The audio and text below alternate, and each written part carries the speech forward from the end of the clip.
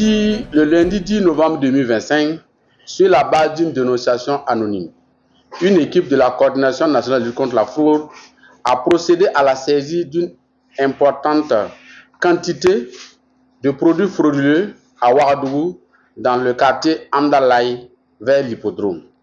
Des individus véreux ont stocké dans un immeuble à usage d'habitation une grande quantité d'amphétamines au mépris des textes qui gouvernent le secteur pharmaceutique au Burkina Faso.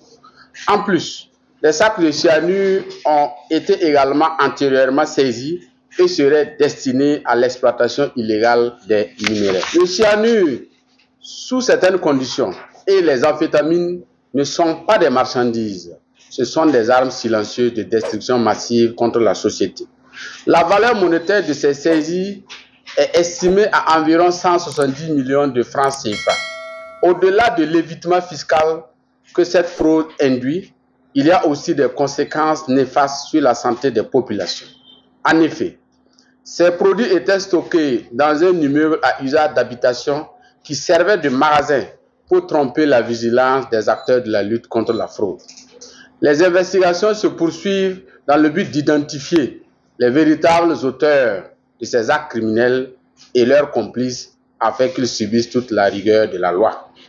Chaque fraudeur pris en flagrant délit doit savoir qu'aucune cachette n'est assez sûre pour échapper à la loi.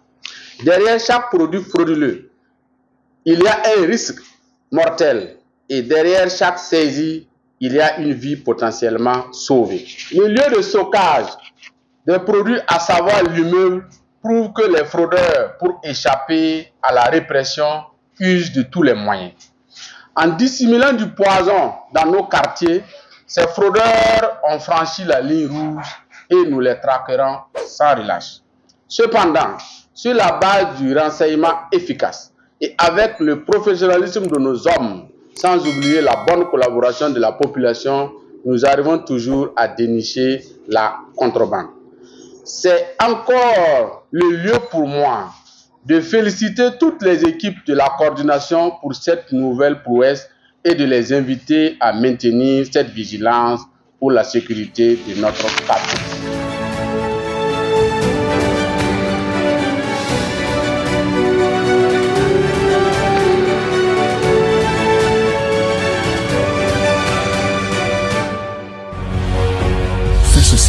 Une autre facette de l'information au Burkina Faso.